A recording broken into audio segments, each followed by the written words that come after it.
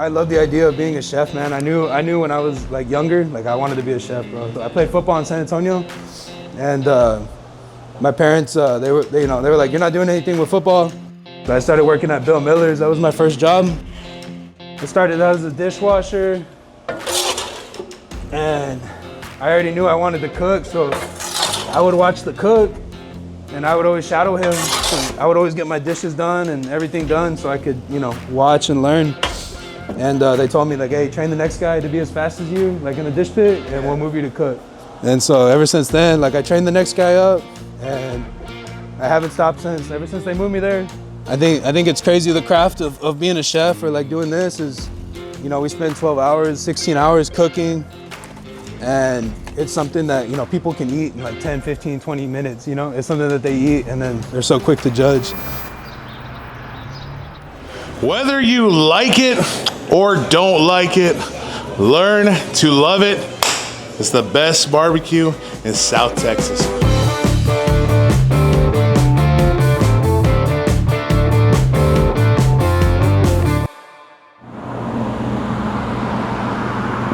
Oh hell yeah! This is on its third day, so it's cured one day. So we'll cold smoke it today, and then it'll be ready to go. But next week we're gonna be switching up sausages. So this will be the last you'll ever see of the roasted garlic beef, the chimi queso, and the jalapeno gouda. But I love the jalapeno gouda.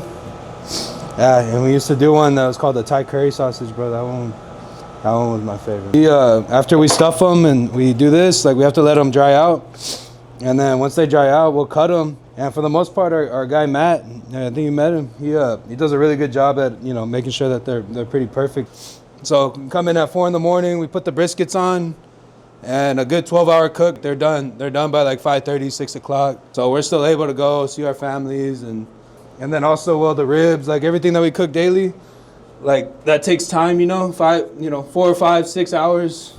So all that stuff has to get cooked in the morning, and this like 4 a.m. is just that sweet spot where you're able to get everything done, but you're not stressing.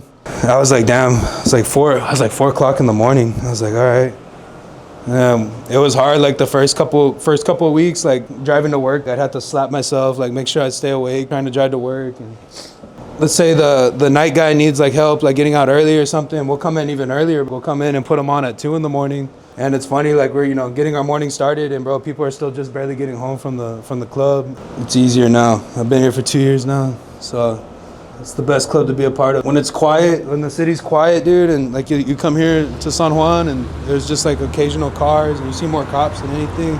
And it's just peace and quiet. It's you and the fire. My advice for barbecue, man, is just, I think patience, having the patience to cook, and you have to be patient with it. You can't rush the process. You can't rush perfection. Some people do hot and fast on their rib cook or their brisket cook, and some people like to do low and slow.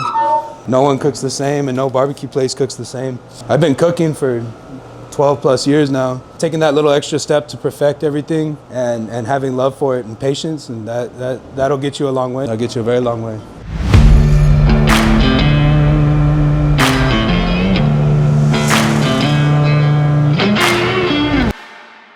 So right now I'm giving everything a nice little spritz. We use apple cider vinegar for the briskets, for the pork belly, for everything. And this just helps, create that moisture.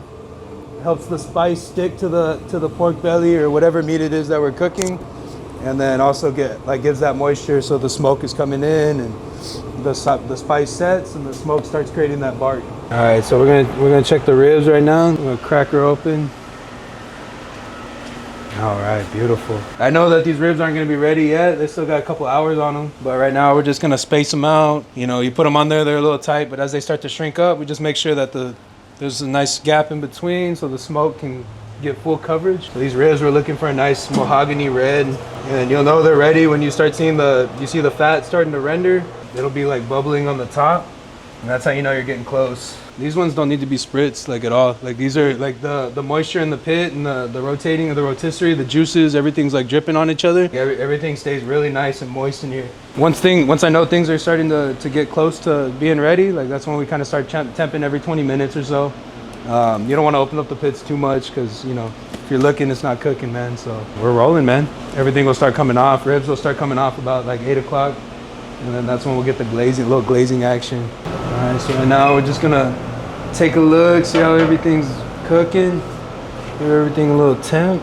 So right now our turkeys, we pull them at 145, and that's the money spot for the turkeys because they rest. So the thing with turkey breast or chicken breast, any sort of lean meat like this, you have to pull it out a little earlier than what you would want it to be because it continues cooking when you pull it out. There's a resting period and it continues to cook. And if you cook it to a perfect temperature of 165 or like 160, then you risk having like a dry turkey because it's gonna rest past the point of when it's cooked. Pork belly's looking good.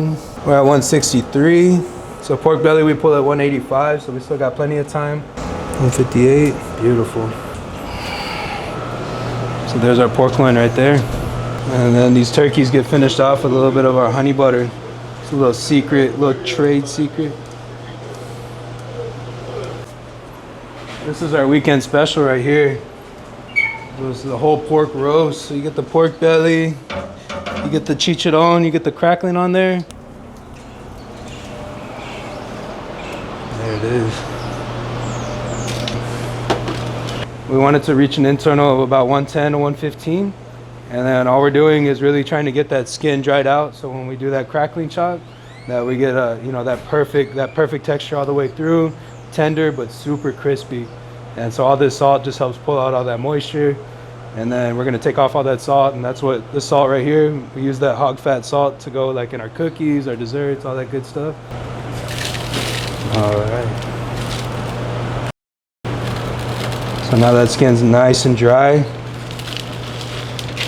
And so when we put it in the oven, we put a little bit of vinegar on there, and that vinegar helps just break down the fat when it's crisping up.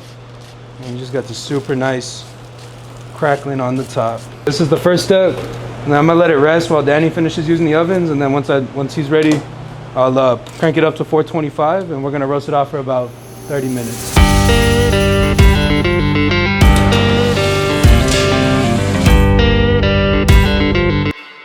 There's the crackling chop right there. Perfect. Nice and crispy all the way across. And so now it's just a matter of letting it rest, and then it's gonna be ready for slicing. All right, so let's go ahead and check on these ribs. So those ribs. So you see how there's a bend, it doesn't break? But just wait, once we let it rest, there's gonna be even nicer. The seasoning on there is just salt, seasonal, and black pepper. So we really let these the flavor of the ribs and the sweetness of the pork shine.